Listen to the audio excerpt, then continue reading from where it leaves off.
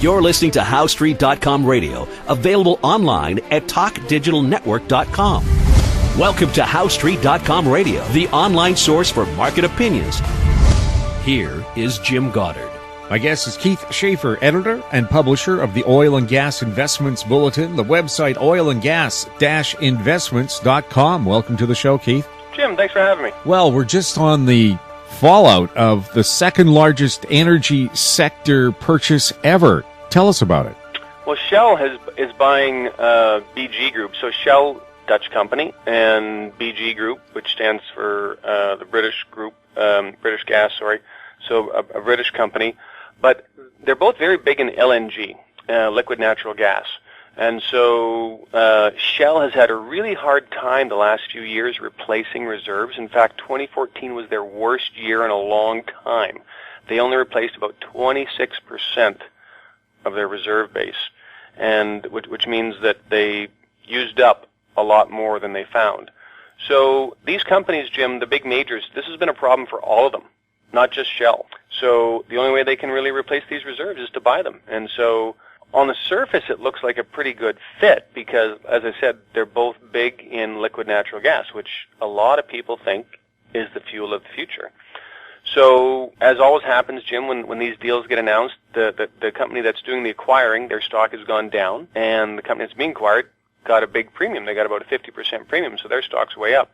But it's a big day in the energy sector, and it actually has some British Columbia connections, some Western Canada connections, because both those companies have LNG plans off Canada's west coast with Shell and BG in Prince Rupert. How much was this deal worth?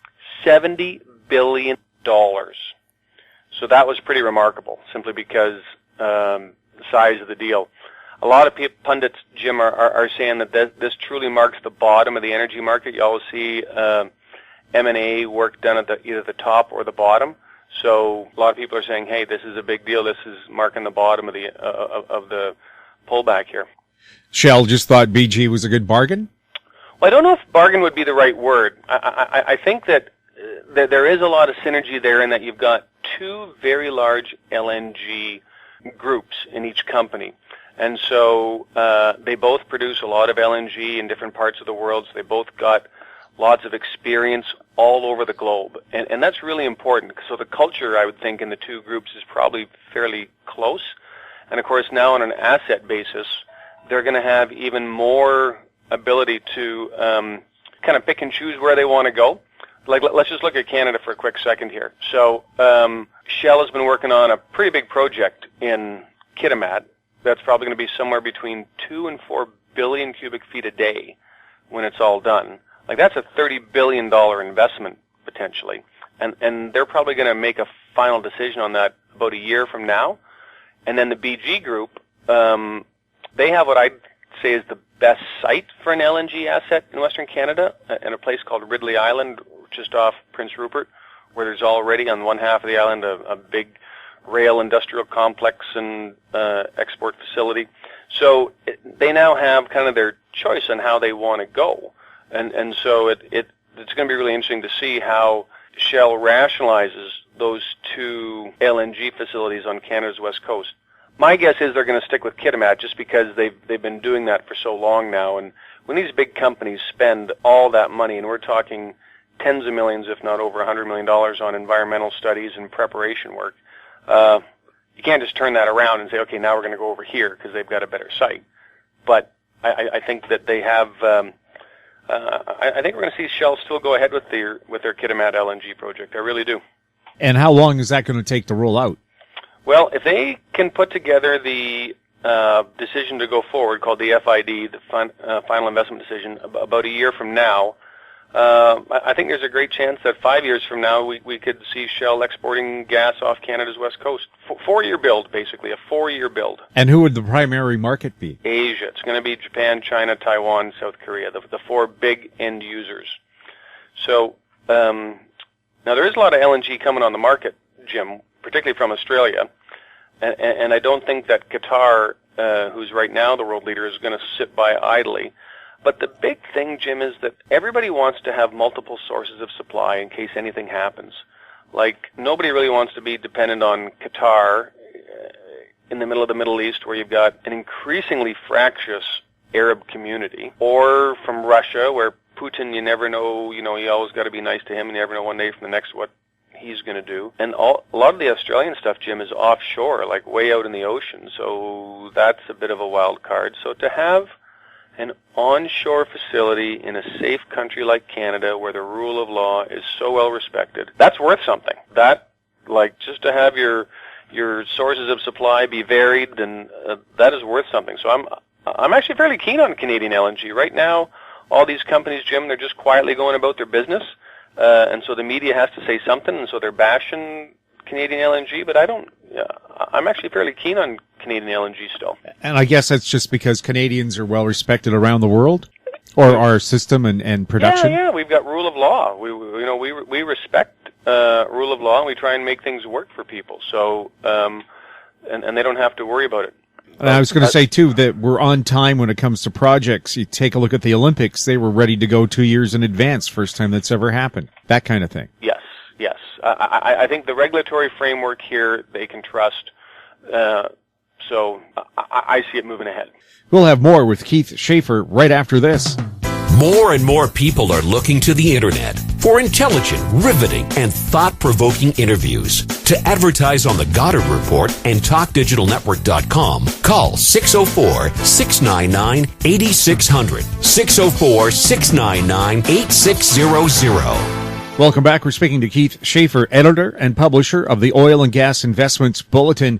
Keith, if you were building a roller coaster, you could use the charts right now on the price of crude as a good plan for your roller coaster. Jim, what's been happening right now is absolutely crazy. Oil is having like a $2 move, like a 5 to 7% move 3 of the last 4 days, up, down, up, down. You never get 3 days in a row, and just when you think, okay, things have turned around, something happens that whacks you. Like, oil's been moving up pretty strongly off a double bottom here recently from 42 to over $50.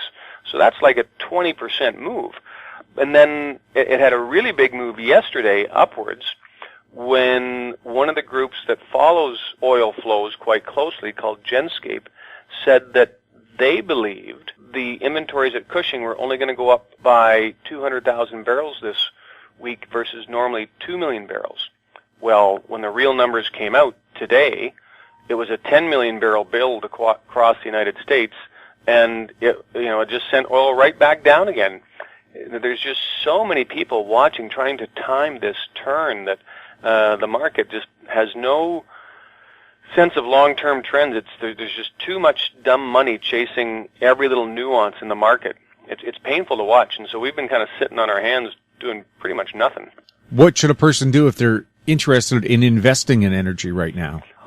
You want to read up, I think, Jim, as much as you can on different sites like Seeking Alpha and certainly my site as well, oilandgas-investments.com, where we put out what I consider some of the highest quality original content in the energy space.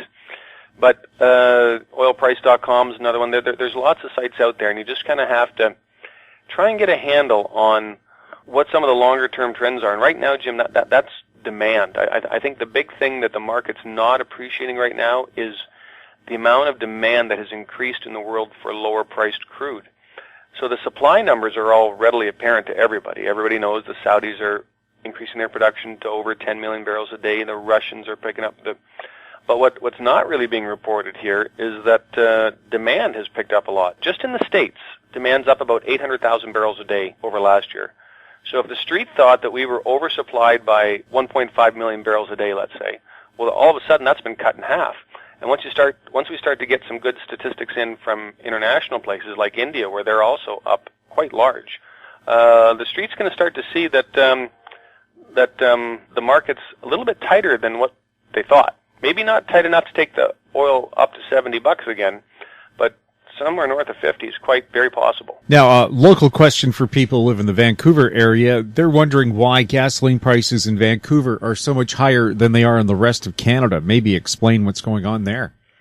Oh, well, Jim, here in Vancouver, we're kind of at the long end of the pipe. So we have a big tax, a big municipal tax of 15 cents a liter. And as far as I know, that's the biggest municipal tax anywhere in Canada, if not all of North America. So 15 cents a liter is like 60 cents a gallon for Americans. So that's a huge price to pay to live in Vancouver, one of the most beautiful cities in the world.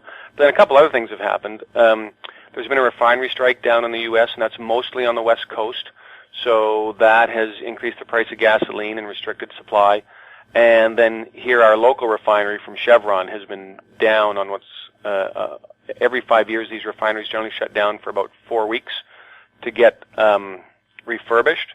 They do an annual maintenance, but every 5 years they do a major one, and the Chevron refinery here just has just completed that. So that restricts supply as well. You have to bring in a lot more supply via pipe. So it's that's kind of why poor Vancouverites have been saddled with the worst gas prices in North America. And there's also overseas or offshore pressure as well in the price of gasoline in BC. Well, yeah, we're shipping a lot more gasoline offshore than we ever have in the past. The States has just turned into a machine. The Gulf Coast refinery complex is now pushing out probably 4.5 million barrels a day of different products, different gasoline products, whether it's driving gasoline, jet fuel, diesel. So that's up remarkably over the last 5 years. Like when you think of the last peak in 2008, we were barely shoveling out half that. So it's what that means, Jim, is that we're having to compete against foreign buyers for our own homegrown energy product. People also wondering, why is diesel now more expensive than gasoline? Asia. In a word, Asia. When I was growing up, diesel was always 10, 20 cents a liter less, and now it's 20 cents a liter more. And the reason for that is very simple. It's Asia. And we're now shipping so much diesel to Asia.